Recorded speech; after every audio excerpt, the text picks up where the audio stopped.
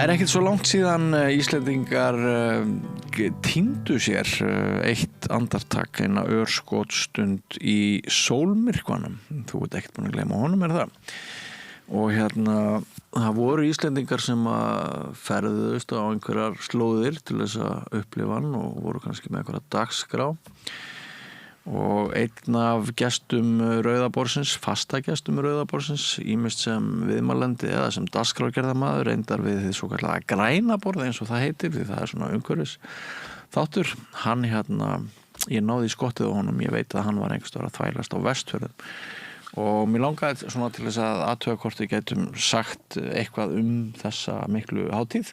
Nokkrum dögum síðar, hvort við getum rætt ferðaþjónustuna í kringum þetta eða eitthvað svoleiðis, og hann komin hingað góðkunningin Páll Ásgeir Ásgeirsson, blaðamaður og bókar, bjöfs, rithöfundur, ferðafrömmur, gæt, ég veit ekki hvað það ert, og dýmislegt. Takk fyrir að koma til okkar. Hvar varst þú þegar myrkvinn átti sér stað? Ég var úti í Ísafjarðardjúpi. Ég leit ekki á staðsningatæki, en ég held að við höfum verið, ég myndi giska á svona 3 mílur frá Ryd og aðrar 3 mílur frá Geltinum, eitthvað svoleiðis. Við vorum komin nógu mikið út á djúpi til þess að ég var fann að sjá Straumnesfjallið fyrir norðan Ryd og ég sá svona 2-3 af núbónum suður eftir Vestfjörðum. Það þýðir að við erum komin út úr djúpinu. Og þar voru göt í skýjabreiðu sem var á hreyfingu og skipstjóra okkar, hinum hugprúða leiðangurstjóra, honum tókst að elta upp eitt þeirra uppi og Elta bara upp í gatið? Já, það var í rauninni það sem við gerðum. Já. Hvað átti þessi hugmynd að vera út á sjó langan aðdraganda? Ég veit ekki alveg hvar ég á að byrja á þessari frásögn. Þetta leiðir eitt af öðru. En það sem sagt maður sem við þekkjum, sem heitir Róbert Darri Karlsson og læknir á Ísafirði, hann á hálfa skútu. Hálfa skútu? Já, á móti Halldóri Sveinbjörnssyni sem annar eðalísfirðingur. Þetta sérstaklega Róbertur, þetta góðu vinir mínir og það var verið að tala þetta síðastliðin vetur að besti staðurinn, eina viti til þess að sjá þennan sólmyrkva væri náttúrulega að vera út á sjó þannig að maður geti verið nákvæmlega í línunni þar sem að hann átti að vara í 2 mínútur og 20 sekúndur eitthvað svoleiðis. Já, því að binda sig við Látrabjarg Já, einmitt. Og svo þegar dagurinn nálgaðist að þá kom í ljós að skýjahulspár og veðurspár voru svona frekar andsnúin þessu. Það var spáð skýjuðu veðri mjög víða land. En við vöktuðum spárnar af kostgefni og við sáum það alltaf að það var einna helst að það væru göt í skýjahulni þarna á ystu skögunum á Vestfjörðum. Og það er matskennt hversu langt suður eftir það næði.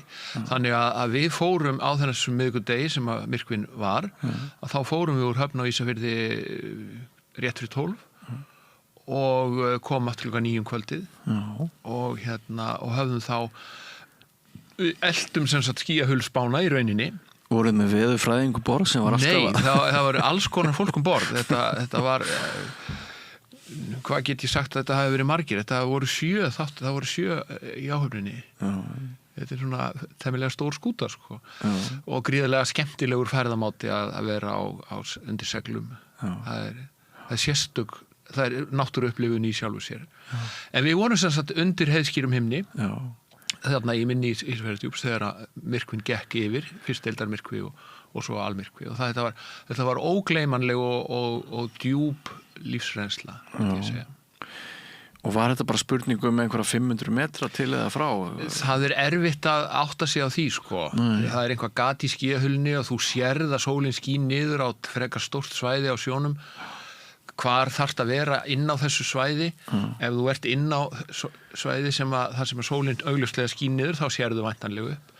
Þetta er svona, en ég held að þetta var ekkert svo nákvæmt. Þetta var ekki spurning nokkur 100 metra. Þetta var leið og við vorum komin inn á sólarsvæðið að þá held ég að á því öllu hefðum við séð myrkvann.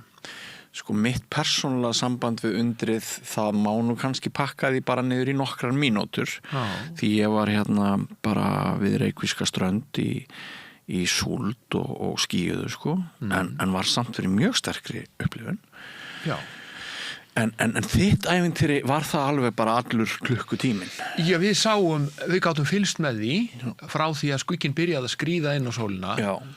Og þangað til hann hylur hann alveg og þá kemur þessi fræga eftirsóknarverða kóróna þar sem að sólin í rauninni dökk að sjá eða svört að sjá en það ljós hringur umhverfis hana og þá á síðustu prósentunum þegar á síðustu prósentunum áður en hún lokast alveg að þá verður frekar skyndilega dimmt og mér fannst það þegar upp var staðið þá fannst mér það í sjálfu sér eftirminnilegasta upplifunin. Það var að upplifa það að það slokknar á sólinni og það einhvern veginn svona, það erfitt að lýsa því en það svolítið eins og náttúran svona hljóðni og ég hef oft séð lýsingar af þessu og heyrt menn tala þetta en ég hafði ekki séð þetta privata persónulega áður. Ég hef séð alls konar deildarmyrkva og tungli og sól en hérna Það hlýtur að hafa orkað sterkt á því þú ert svo mikill náttúru sinni. Það það.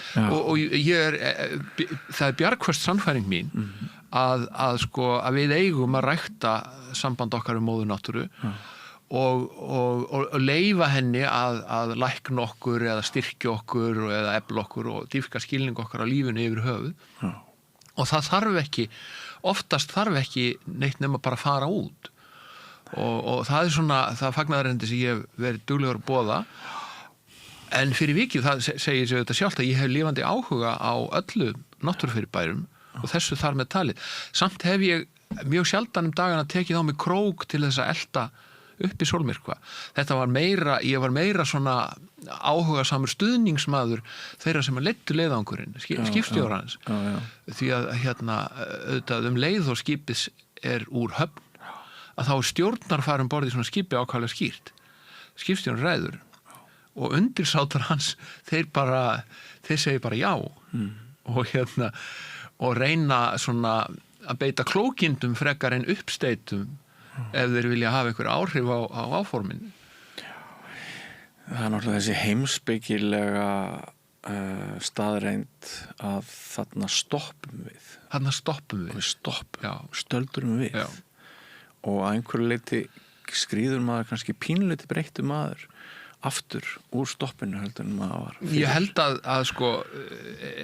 eitt af því sem að margar svona sterkar náttúruupplifanir eiga sameiginlegt eru að þær knýja menn til að upplifa sterka auðmýkt og þeir skynja svo sterkt að þeir eru í návist einhvers sem að hefur örlög þeirra algjörlega í hendi sér og ég held að þetta sé ástæðan fyrir því að við drögumst að náttúrufyrirbærum sem að minna okkur á þetta, hvort sem það eru mjög háfjöll, mjög stórir fossar eða náttúruundur eins og sólmyrkvar eða eldgos, svona hamfarar útgáfur, eitthvað sem að gerist mjög sjaldan og þá verður manni svolítið ljóst hvað maður er lítið peð. Já, það birtist manni mjög skýrt. Það er gott.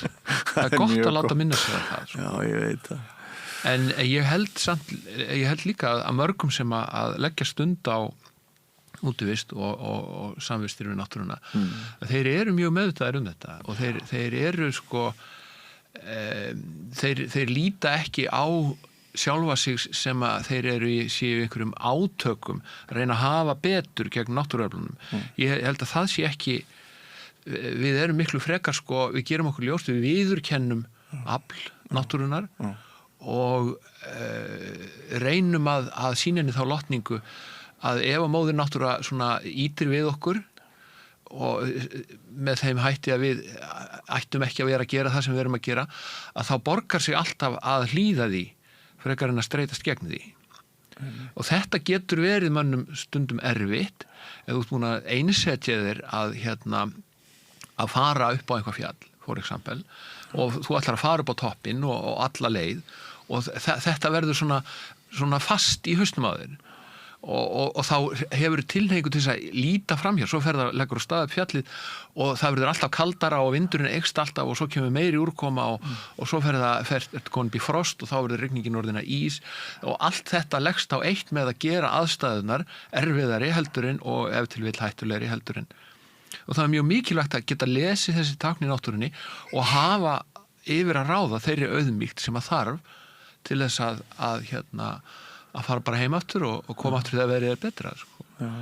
Og ég hef mjög oft fylgt fólki sem að ég hef séð gangi gegnum þennan prósess og sem dæmis í tekið og fórum við einu sinni með mjög stóran hópa fólki og ferðinu var heitið upp á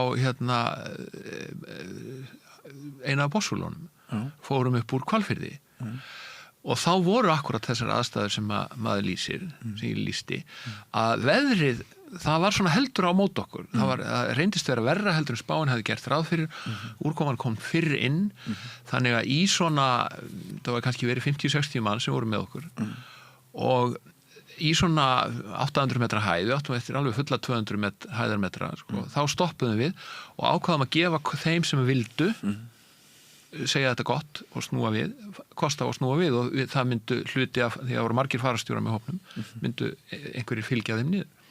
Og það er aldrei gaman að fylgjast með því, en síðan sögðum við ætlum þeir sem eru fremstir, við ætlum að halda áfram. Við ætlum bara að hinkra með hann að hópurinn er svona að sorta sig. Og það var gaman að fylgjast með því, þetta tók svona 15 mínútur, með þurfti að einhvað að tala við ferðafélaga sína og svona taka stöðuna, að hópurinn sem var í kringum mig að ég ætla að vera fremstur á leiðinu. Hópurinn sem var í kringum mig, hann minnkaði jafnt og þétt meðan á þessu stóð. Og seinast vorum við það verið svona 10-15 sem voru eftir. Og svo horfðum við á eftir stóra hópnum sem að sneri við og fóru niður aftur og svo héldum við áfram. Og á næstu 100 metrum á jókst vindurinn svona 8-10 metra per sekundu. Það sem hafði verið rigning, skástrík slitta, breyttist í sko mjög blauta snjókomu og við fundum alveg hvaða kólnaði. Og þá stoppaði ég aftur eftir þegar hún búin að taka 100 hæðarmetra og horfði í kringum mig í hópnum og sagði, er þetta ekki orðið gott? Það mótmælti enginn. Þá vorum við þurftum bara að stíga örlítið lengra og þá varð öllum þetta ljóst. Jafnvel þó þeir hefðu verið sko 20 mínútum áður alveg staðráðnir í að fara alla leið. Og þetta er stundum kjarnin í samskiptum okkar af náttúruna, finnst mér. Það er að sýna henni ást og umhyggju en sýna henni líka lotningu og undirgefni þegar það á við. Já, taka nótis og síðustu meldingun. Já, það er þannig. Já, þetta er skemmtilegt sko. Ég heyrði þig spjalli RÚV einhvern tímann í sumar tala að það væri miskilningur að maður ætti að fara upp að Steini á sem skemmstum tíma. Já, það og ég prófaði núna síðast þegar ég labbaði á Esjuna, það var bara síðustu helgi þá prófaði ég að það var ekki nóg með að ég hefði þetta í huga heldur fann ég mér bæli ég labbaði aðeins út úr gönguslóðinni og svo lagðist ég bara einn og lá bara þar í sólbaði í 3 korter og ekki með neitt samvinskupið. Þetta er alveg til fyrirmyndar. Svona breytir þau hvernig við umgöngust. Það er þetta svona sem menn að skríða upp í hálsakotið á móður náttúru. Já, einmitt. Og við höfum oft, ég verð að gangast við því að áratugum, ef ekki áratugum saman, þá hef ég tekið þátt í því að nota leiðina upp að Steini, eystri leiðina, vel að merkja, sem svona mælikvarða og við segjum oft við fólk ef þú getur farið upp að Steini í Esjunni á klukkutíma eða minna þá ert í góðum standi, þá getur þú komið með okkur hvers sem þú vilt og allt það en núna á seinni árum að þá er mér tamara í rauninni að tala svolítið gegn þessari svona árangursmiðuðu útivist. Ég hef svo oft hitt fólk sem að gleymir að stoppa og njóta og útivist þess og svona þetta verður að einhverju listar sem þarf að merkja við og við viljum helst alltaf fara lengra enn í fyrra, hærra og á betri tíma og þessi hegðun, hún leiðir okkur smátt og smátt í svona ákveðna blindgötu, þú endar á einhverjum stað þar sem þú veist ekki lengur hvað þú ætlaðir að gera með þetta. Nei, og sumir eru í einhverju vonlausu kapplaupi við elli kerlingu Svo er það. sem hlýtur að tapast síður. Já, en að því þú minnist á steininn í Esjunni, að þá er þá er mjög skemmtilegur leikur tengdur þessum steini sem að tengist aldri og hann segir það að þú eigir að geta farið ekki bara upp á steini heldur alveg upp á brún, upp á Þversfellshorn á færri mínútum heldur en lífaldurðin er. Já. Og þetta er dálítið sérstakt vegna þess að þetta getur þau ekki gert fyrir þú ert komin yfir miðjan aldur. Nei, þannig að glugginn sem þú hefur til þess að leysa þessa þraun hann byrjar eiginlega ekki fyrir en við 50. Þannig gott að vera gamall. Þannig í þessum leik er gott að vera gamall vegna þess að þú getur sennilega ekki byrjað fyrir svona 50-55 ára. Hvort þú getur þetta oft eftir 75 ára ég veit það ekki. Ég hef ekki það er til langt síðan ég hef reynt þetta, ég var svona í kringu 60 þegar ég gerði þetta síðast. En við höfum sem náttúru menn báðir augljóslega fundið fyrir einhvers konar snertingu og töfrum tengt þessum sólmyrkva. Ef við færum okkur aðeins úr þeim heila leika yfir í svona jarðbundnari hliðar þessa dags við erum búin að fylgjast með fréttaflutningi í meir en ár þar sem að var klifað á því að það væri þetta væri gríðarlega mikið mál þessi myrkvi og það var ekkit víst að ferðaþjónustan í Íslandi myndi bera þetta það var mikið talað um skipulagsmál og fleira af því að þú varst nú þarna á þessum slóðum hvernig tókst til? Treystu til að meta það? Ég get ekki ég sá enga biðröð. Nei. Þetta var ekki biðröð þar sem ég var skilurðu en ég gat ekki séð annað en að daginn áður eða þriðjudeginum og sennilega fyrir hluta miðvikudags og smátt fylltist fjórðungurinn af fólki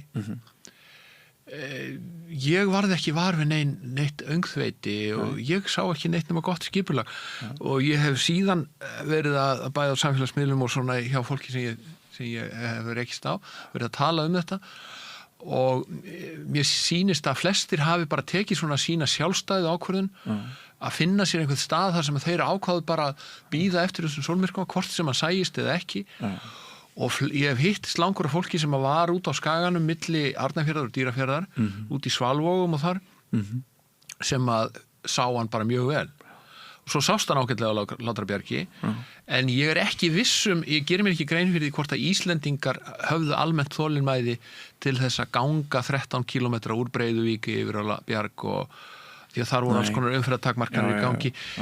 Mín tilfinning er svo að Íslendingar ekki hrifnir af því að vera í þungri umferð eða langri biðröð þannig mér fannst ég alltaf vera að hitta eitthvað fólk fyrir vestan sem var búið að ákveða að við ætlum bara að vera þarna og sumt gekk vel, sumt gekk upp og annað ekki það vakti ég var svolítið undrandi á því að það skildu þegar upp var staðið ekki fleiri lesa spárnar eins og við gerðum og reyna að halda til hafs og vera þarna en ég sá samt einn bát frá fyrirtæki sem heitir Sjóferðir á Ísafirði svona farþegabát sem ég held að taki milli 30-40 farþega hann var þarna úti líka, ekkert langt frá okkur og ég hef séð myndir frá þeim, þeir voru mjög heppnir en þeir eiga 4 eða 5 báta þannig að maður spyr sig var ekki hægt að selja fleiri sæti það voru 4 skemmtiferðaskip í höfn á Ísafirði á miðvikudagsmorgninum og við héldum þegar við sigldum út á skútunni við myndum kannski lenda í kompaníi við þau þarna úti þau væri að horfa á sömu skíðhölusbána en þegar til að taka þá fór eitt þeirra aldrei úr höfn heldur var bara kyrt á Ísafirði 2 þeirra sigldu fram hjá okkur út í djúpi og hurfu bara út í sortan sló ekki af en eitt þeirra það var bara í seglingafjarlæg við okkur meðan að þetta gekk yfir þannig að það eitt af 4 skipum hafði gaf sínum farþegum færi á að upplifa þetta við svona bestu aðstæður Og mögulega allt aðra niðurstöður þegar gestirnir verða að spyrja Ég veit ekki það hérna en af því að við vorum þarna fyrir vestan í nokkra daga og ég var þarna fór norður- og suðureyri til þess að taka þátt í einleikja hátíð sem heitir Aktalón sem hefur verið áratugi held ég haldin. Taka þátt í, varstu sjálfur með? Já, ég var partur af dagskráni var samkoma sem haldin í Víkingaskála sem að áhugamenn á Suðureyri hafa byggt inn í túnin á botni í Súgandafirði, byggt á teikningum af skálum sem hafa verið grafnir upp á Hrafnseyri og þarna eiga þessast fullbúin Víkingaskála og hann notaður í svona, hvað ég var að segja, víkingatengdar uppákomur og þarna var 3 tíma dagskrá þar sem að voru haldnar svona tölur sem að tengdust gamla tímanum og alls konar hluti, bæði fornleifafræði og hagfræði og alls konar furður hluti. Það voru engin ljósinn í skálanum nema bara langeldurinn og það voru mjög margir fyrirlesara og þáttakenda í því sem að einu nafnir kalluð víkingaklæði og ég veit nú ekki hversu sakfræðilega nákvæmt það en þetta kallaði fram alveg einstaklega svona sérkennilega stemningu. Þetta var svolítið eins og að stíga aftur í tímann og manni fannst eins og maður væri þáttakandi í munnlegri geymd að standa bara þarna við bálið og segja fólkinu sem satt í kringum mann frá einhverjum hlutum. Já. Eins og maður hafði þá í haustnum, skilur.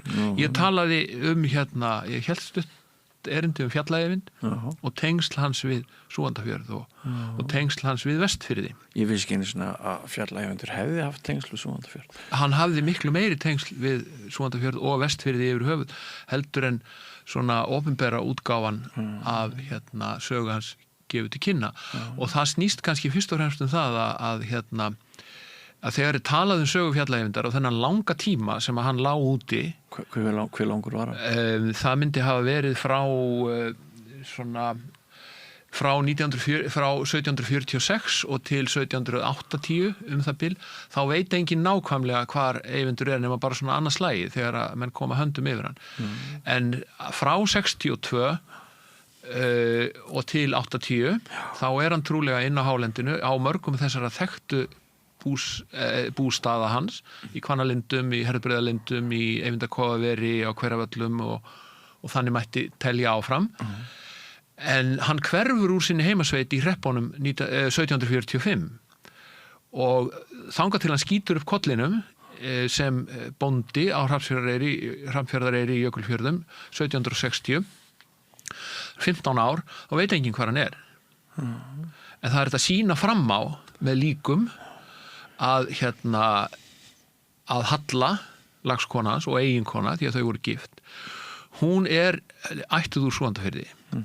en heimildir mjög skortnum skammti, við vitum ekki nákvæmlega hvar hún var en þennan tíma sem að Eyvindur horfinn allan þann tíma maður sem hét Bergsveinn Hafliðason sem lærið til prests hann var fyrst skipaði prestur á stað í Súgandafirði 1745, sama ár og Eyvindur hverfur þeir eru jafnaldrar og sveitungar úr hreppunum og síðan Bergsveinn færður norður á stað í Grunnavík og svipaleiti og ferli hans þar að ljúka, þá dúkkar Eyvindur upp sem húsmaður eða bóndi á Hrafnfjarðareyri og við viljum halda því fram að Eyvindur og Halla hafi verið á Vestfjörðum í þessi 15 ár í einhvers konar skjóli eða undir handarjaðri séra Bergsveins en kannski ekki alltaf með fasta búsetu í byggð og það hægt að styðja með því að benda á kofarústir sem eru kenndar við Eyvind sem hægt að finna á mjög mörgum stöðum á Vestfjörðum það eru rústir á Rútiðanesmúla milli Ófeigsfjarðar og Eyvindarfjarðar það bæli á Sillu í Geirólfsnúpi það kofi upp á Sillu í Bjarnarfirði nyrðra, það kofi upp á Leirufjalli fyrir ofan Leiru í Leirufirði sem ekki langt frá Hrafnfirði og þannig mætti rekja sig áfram, þá getum við alveg séð það fyrir okkur að Eyvindur og ef til vill Halla, þau hafi kannski ekki haldið heimili saman öll þessi 15 ár en en þau hafi svona verið þarna á svæðinu. Það eru mjög mikla gloppur í manntölum og pressjónustu bókum og þess áttar, en það sem að hefur þó sloppið inn í heimildir að eldri dóttir þeirra, Guðrún, hún er fædd sennilega 1748, það er að segja 3 árum eftir hann hverfur. Og það hérna svona staðsetur hann svolítið í fjórðungnum, því að eitthvað hefur hann þurft að vera nálægt Höllu minnsta kosti til þess að þetta barn yrði til. Allur tíminn sem þú hefur varið í Fjalla-Eyvind, ég heyra hann er mikill, dáistu að honum? Ég vil ekki að fólk halda að ég sé ykkur hérna sérstakur fanatíkar Fjalla-Eyvind. Það sem gerðist í málefni Fjalla-Eyvindar er að hérna 2010-11 þá var opnaður skjalabunki á Þjóðskjalasafninu sem kom í ljós að hafði verið óhreyfður í 250 ár. Og það reyndust vera málskjöl úr réttarhöldum yfir Eyvindi og Höllu sem voru haldin á Felli í Kollafirði 1763.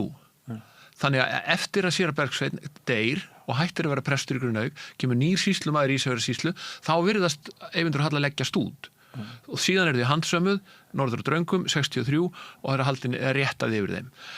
Þessi málskjöl hérna leitu til þess að það fannst nýtt bæli eftir sem að þau höfðu notað í Drangavíkurfjalli, þannig að það er þá 5.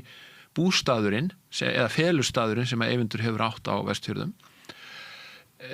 Þar í þessum skjölum kom líka í ljós að sagan eða goðsagan að þau hafi eignast barn í útlegðinni sem að hafi dáið, að hún er rétt vegna þess að þegar þau voru handtekin í Drangavíkurfjalli þá fannst barnslík í rústunum sem að Halla fæddi þar í byrginu 18. mars 1763 og það er auðvitað að setja sig í erfitt kannski frekar að ímynda sér hvernig aðstæður hafa verið til þess að leggjast á sæng eins og það er kallað við þær aðstæður í einhverju grjótbyrgi á sillu upp í fjalli miðan vetur með ekkert ljós og engan eld en þessi skjöl leiddu til þess að bæði Björk Ingimundardóttir skrifaði mjög merkilega grein í Strandapóstinn þessi skjöl og þar eru þau birt flest í orðrétt og svo skrifaði Kjartan Ólafsson gamli, ritstjóri Þjóðviljans sem er súkfirðingur, vel að merkja og gríðarlega ættfróður maður og minnugur, mikill ættfræðingur. Hann skrifaði feikna skemmtilega grein uppruna Höllu og þessi málaferli öllsömmul í ársrit sögufélags Ísfirðinga. Þannig að þú þarft ekki langt og grúsk, þú þarft að lesa þessar 2 greinar, dálítið vandlega og jú og eitt og annað. Ég held að Eyvindur hafi hann hefur verið gerður að svona táknmynd frelsis í hugum Íslendinga. Hann er hrói höttur okkar Íslendinga í þeim skilningi. Við viljum trúa því að hann hafi stólið frá henni rík og gefið henni fátæku. Það reyndar ekki alveg rétt því að hann stál frá hverjum sem var. Það gerir sér ekki mikinn mannamun.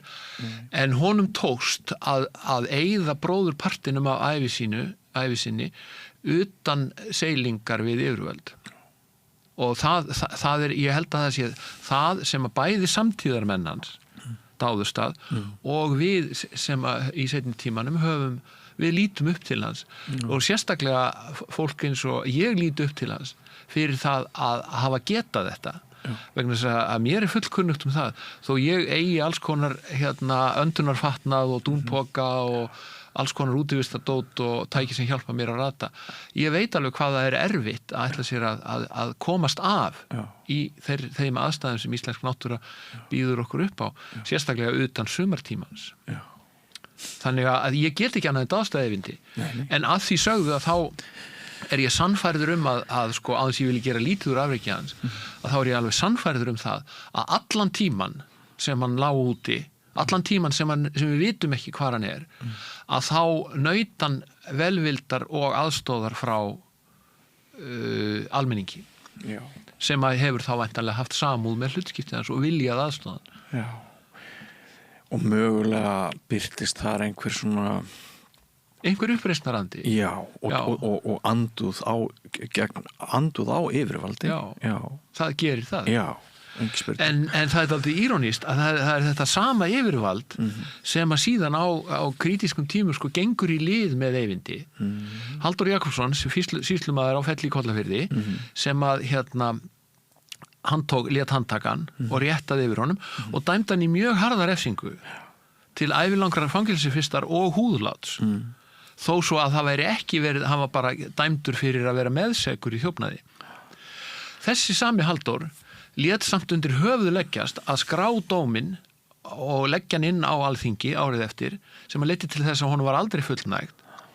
Þessi sami Halldór, hann leyfði þeim að sofa ójátnuðum í baðstofunni á Felli allt sumarið og þegar leið á sumarið þá leyfði hann þeim að sofa í útihúsi á túninu sem var fjarri öðrum bæjarhúsum. Hvað gerðist? Jú, þau létu hverfa. Halldór gerir þetta ekki, þetta er ekki bara hirðuleysi og kæruleysi. Þetta er einhver birtingarform manngæsku. Þannig að hann nestar, svo skjóta þau upp kollinum nokkrum mánuðum seinna austur á landi, gefa sig fram við hans víum, sýslumann, og þá eru þau með bréf frá Halldóri. Þetta eru sýslumennir, sitt í hvorum fjórðungi, sem að hefði í rauninni átt að handtaka Eyvind og koma honum undir manna hendur en sem þeir gerðu sko. Halldór treysti Eyvindi svo vel að hann senda hann, það er til plöggum það, hann senda hann í sendiför norðan og Kollafirði á Ströndum, suður á Bessastaði með fálka handa konginum. Og það voru einhverjir sem hittu Eyvind upp í Borgarfirði og hann bara sagði deil á sér og var ekkert í neinum felum, hann var bara að snúast fyrir sýslumannin. Það er margt ólíkt með því sem þú segir Fjalla Eyvind og til dæmis í leikritinu Fjalla Eyvindur eftir Jóhann Sigurjónsson. Nákvæmlega. Nákvæmlega. Við höfum kannski bara svolítið kosið að Já, ég held að við höfum oft séð fyrir okkur sko, okkur fannst gaman að leikritinu Fjalla Eyvind. Og það kom líka fram á réttum tíma þegar að Íslendingar voru ekki komnir með sjálfstæði. Já. Og þeir sáu þá líka í Eyvindi sko. Hvað held það sé svona 1904-5-6? Ég man nú ekki þessi ártöl sko, en það er það leyti. En það er ekkit ólíklegt að alþýðamanna hafi einn séð þá í gegnum þetta leikrit, séð í Eyvindi þá sem að buðu yfirvöldunum byrgin og þá sem að kusu frelsið umfram ánauðina og dreigið sínar ályktanir af því. Þetta var nú bara einn magnaðasti útúrdúr sem ég hef nokkuð sem tekið í viðtali en ég var svo forvitin og búið að vera gaman að hlusta þig lýsa þessu en sem sagt það sem þú sást á ferðaþjónustunni það var gott svo við komum að því aftur eftir þennan stutta útúrdúrum Fjalla-Eyvind sko ég dáðist að því, það sem ég dáðist að við vorum á Ísafirði í 2 daga eða eitthvað á 3. dag og það var mikið af skipum það voru mörg þúsund manns á göttunum í Ísafirði og mér sýnist að Ísfirðingar sé að ná betra valdi á því að fást við þennan massatúrisma heldur en var fyrir nokkrum árum og þeir gera ýmislegt í því það er greinilegt að þeir vinna í því að bjóða fólki upp á fjölbreyttari afþreyingun áður þeir reyna eftir megni að dreifa fólkinu sem er í landi að dreifa því svæðið og einn liður í því virðist vera að við sáum út undan okkur á þess að við værum beinlínis að kynna okkur málið þá sáum við út undan okkur svona skuttlu, svona strætisvagn sem að gengur svæðið svona hop on, hop off og hann gátu skipafarþegar nota til þess að fara út í Hnífsdal og fara inn í fjörð og þá verður sko, þó það væri mjög margt fólk á göttunum í Ísafirði að þá upplýði ég ekki svona mannþröng eins og ég kom til Ísafjarðar fyrir svona 2-3 árum þegar að voru sko 7.000 farþegar í landi og þá fannst mér þetta dálítið landgengið en ég upplýði þetta ekki eins mikið núna og mér sýndist svona heilt yfir að það væri verið meira úrval af afþreyingu og alls konar spámenn sem að voru að reyna að nýta sér þessar aðstæður og ég dáðist að ég hafi verið kannski svona 12 ára klarinettunemandi greinilega sem var bara mættur á Silfurtorgið með klarinettið og nótnastandinn og húfu sem að fólk hatt sett pening í og ég gæti ekki betur sér hún gengi bara ágætlega sko, var að spila svona hitt og þetta sem að kannaðist við ég minnist þess núna ég var einhvern með gesti sem sögðu mér að þegar skemmtiferðaskip koma til Ísafjarðar þá einhver hluti á opinberu fjármagni sveitarfélagsins nýttur í að greiða listamönnum laun fyrir að taka þátt í einhverju svona? Já. Ég veit það ekki, ég veit ekki hvort það er rétt. Mér finnst það til fyrirmyndar ef það er til fyrirmyndar, jú, það var einhver gestur sem sagði, ég held að það var fyrir 2 árum, sagði að þá var þetta orðið að veruleika. Klarinettuleikarinn var ungi var sá eini sem ég sá. Sem að sást þarna. Já, en ég sá mjög marga hópa af af fólki sem var að gekka á eftir einhverjum svona staðarleiðsögumanni sem var að segja þeim frá byggðina á Ísafirði og kenjum okkar heimamanna. Og Ísafjörður er náttúrulega sko gríðarlega fallegur bær vegna þess að þeir hafa borið gæfu til þess að varðveita þessar gömlu húsaraðir í Tangagötunni og í næsta kaupstað svona í samhengi þannig að það er svolítið ævintýri líkast að koma þarna ég get vel ímyndað mér það fyrir aðkomufólk sjálfur á ég náttúrulega ég bjóð þarna í árum saman sko þannig að ég hagvanur á Ísafirði og ætti það en mér skilst líka að í gamla partinum sérstaklega þá sé örlítil ánauð stundum af ferðamönnum sem að koma inn í garðana og kíkja inn á gluggana og þetta sko en ég býst við að þegar þú býrði í húsi sem er eins fallegt og vel við haldið eins og mörg húsin í Tangagötunni þá er þetta eiginlega svona þá fylgir þetta staðnum eða þannig en litli klarinettuleikarinn ég var ánægð með hann þetta er upprennandi athafnamaður þetta finnst mér flott og góð þjálfun fyrir hann líka heldur betur og gaman að fá fréttir af Vestfjörðum því við erum náttúrulega allt of höfuborgarmiðuð hér í dagskránni ég ætla að ljúka þessu spjalli við Páll Ásgeir með því að segja að spyrja þig svona sem gamlan blaðamann hvað þér finnst áhugaverðast við Evrópu umræðina okkar og svona þessi tímamót sem eru framöndan að það er bara nokkri dagar í að Íslendingar gangi til atkvæða í kosningu mál sem að sko mörgum finnst gríðarlega stórt en aðrir bara botna ekkert í þessum látum hvernig svona, hvað getur þú sagt mér það hvernig þú upplifir það? Mér hefur þótt mjög gaman að fylgjast með samfélaginu á þessu ferðalagi bæði að sjá hverjir eru með og hverjir eru á móti og hvaða aðferðum menn beita og hvað þetta verður svona menn hrópat aldrei hátt og maður fær svona þá impression ef svo má orðið komast að það sé á báðum endum á rófinu að þá eru frekar svona litlir hópar sem eru mjög háværir og halda einhverju fram af mikilli ástríðu og en svo er mín tilfinning, mín upplifun af samfélaginu er svo að venjulegt fólk það er ekki svona ákaft og ég held að mér finnst ég ofta rekast af fólk sem að tekur svona svolítið yfirvegaðri afstöðu gegn þessu og til dæmis mér finnst einkennilegt að tala þessa atkvæðagreiðslu eins og hún snúist inngöngu í Evrópusambandið eða ekki hún snýst ekki það hún snýst að komast að því hvað felst í því að semja við Evrópusambandið og þeir sem að hafa hæst það að við ættum ekki að gera þetta heldur við ættum að segja nei mér finnst það svolítið ég á erfitt með að skilja það afstöðu þó ég geti alveg borið virðingu fyrir því viðhorfi að vilja ekki ganga inn í þetta samband en mér finnst sérstaklega andstaðan við þessa þjóðaratkvæðagreiðslu ganga svolítið langt í því að reyna að hræða fólk frá því að segja já vegna þess að það er ekki endanlegt skref og eitt af því sem að ef við gefum okkur það að andstæðingarnir sem vilja að þú segir nei í þessar atkvæðagreiðslu ef að þeir hafa rétt fyrir sér þá ættu þeir í rauninni að fagna því að við segjum já vegna þess að þá munu væntanlega að koma í ljós að þeir hafa rétt fyrir sér eða ekki skilurðu þannig að ég átta mig ekki alveg á því sko af hverju menn eru svona æstir út af þessu vegna þess þessi umræðum það hvort að Ísland á að vera í Evrópusambandinu eða ekki yfir höfuð, hún ekki tímabær ennþá. En að því sögðu að þá held ég nú að miðað við þessa skoðanakannanir sem ég hef séð frá því að þetta mál var sett á dagskrá í vor og hvernig þær hafa breyst, að þá sýnist mér náttúrulega eins og fleirum að það verði mjótt á mununum, en ég held samt að niðurstaðan verði já.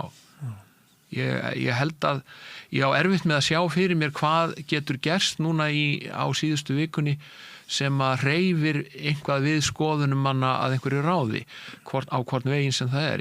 Ég held að ég hef einhvern veginn tilfinningun að þetta sé komið gott og það sé allir búnir að segja allt sem að þeir þurfa að segja og vilja segja í þessu máli. Já, ég væri alveg til í að hafa kosningur bara núna á laugardaginn. Ég fór undir í gær og kaus en Já, búin að kjósa. En ég væri alveg til í að þetta væri búið sko. Því að þetta PEX verður leiðinlegt til lengdar. Já, maður vissi að þetta er því erfiður mánuður en mér finnst sko, kannski ertu að segja svipaða hluti, mér finnst að hafa toppað okkur í leiðundunum og ákafanum. Mér fannst að fyrir svona 2 vikum þá voru einhverjir 20, jafnvel 100 Íslendinga alveg brjálaðir á Facebook-vegnum mínum að reyna að breyta öðru fólki. Svo kemst fólk að því að þú breytir ekkert skoðunum annars fólks.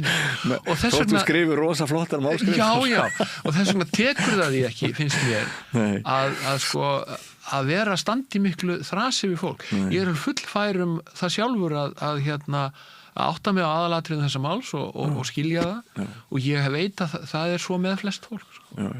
Svo eitt sem ég finnst alveg stórkostlegt að það kallað mikið eftir því að fjölmiðlar standi sig betur í að greina það fyrir almenningi út af hvað aðild að ESB gangi þegar einmitt eins og þú bendir á við erum ekki að greiða það er næsti leggur.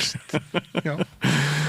En kæra þakki fyrir komin á Páll Ásgeir, það er alltaf gaman að fá því í heimsókn. Ég hlakka til að sjá þig hérna næst í mínu sæti þegar þú ferð að stjórna einhverju grænu borði.